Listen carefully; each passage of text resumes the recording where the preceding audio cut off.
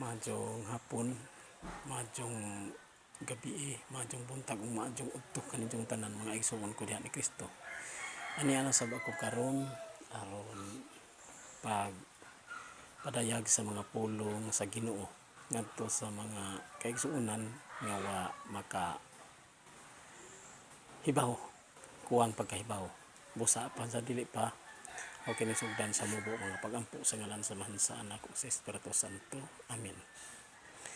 Langit mo namong amahan nga labing bulahan sa tanan Lord, niana sab ako karon ining kapunon nangadyo ko Lord sa imong tabang nga unta Lord ikaw maghatag kanaho Lord og dugang pa pong kaalam pagbatbat sa mga pulong ngadto sa mga kaigsuonan nga wa kuwang pagkahibaw Lord aron ako ipadayag imong mga pagtulunan karon kining tanan ang gipanghatyo pinagili mo sa tunga na kabuhi hari ato sa ngalan ni Kristo nga mo Ginoo.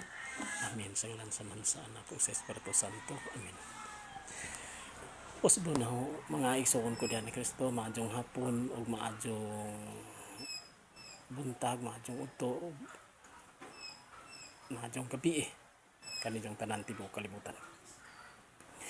Agahon tema karon ani ay usa ka pangutana dinhi nga nagaingon kun ang kalag hukman dayon human sa kamatajon matod pa mutugot ba di ay ang Ginoo nga magsuri-suroy ang isang kalag una magsuri-suroy dinhi sa magsuri-suroy og 40 ka adlaw dinhi sa kalibutan human siya hukmi. Ang tubag nini wala kitay mabasa sa Biblia nga ang kalag human hukmi sa Dios human sa kamatajon hukman man ta sa Dios nga ania pa dinhi magsuri-suroy sa yuta sulod sa 40 ka adlaw human siya hukmi sa Dios.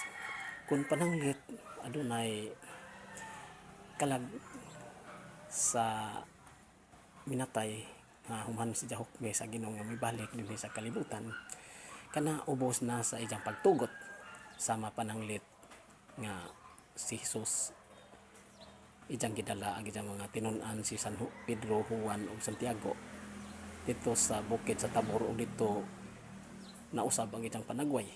Mabasa na to kana sa Mateo kapitulo 17 bersikulo 3 nga nakita sa mga tinun-an ni Jesus at tulo ka mga tinun-an ni Jesus si Moises o si Elias uba lang nakita kinumduman na to nga kini si Elias mao kini ang propeta sa Dios nga gibayaw sakay sa karwahe nga kalayo gida nga to sa langit lawas og kalag sa hinumduman po na to si Moises namatay po ni siya dito sa Moab matod pa nga ang Ginoo ray na naglubong ni siya. Mabasa na to sa Deuteronomio kapitulo 34 bersikulo 5 nga 120 ng edad ni Moises namatay siya.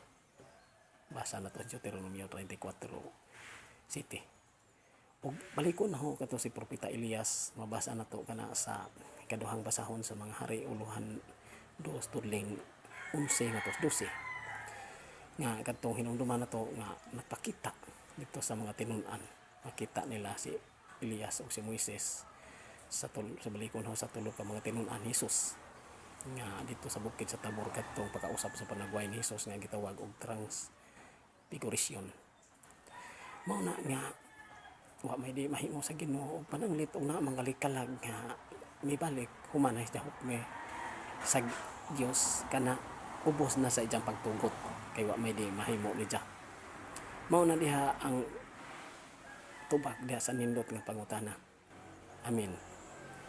Musa mo nay ang adan kadto kita magatuki kay kana ko mga pagtulunan mao manay mga pagtulunan sa atong mga katigulangan nga wa putay mabasa sa balang kasulatan nga sulod sa 40 ka adlaw human usa pa mosaka ang kalag ngadto sa langit sa tawo nga namatay kundi ang hitabuan na nga 40 ka adlaw human sa pagkabanhaw usa pa mosaka sa langit mao man ang atong Ginoong Kristo.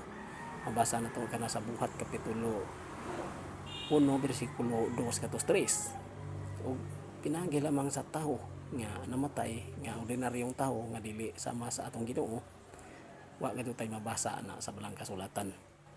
Usa nga dyan kita na magatuki mga igsoon ko diyan ni Kristo, kay aron dili kita masaag ngadto sa kasupakan sa kabubuton sa Ginoo. Amen.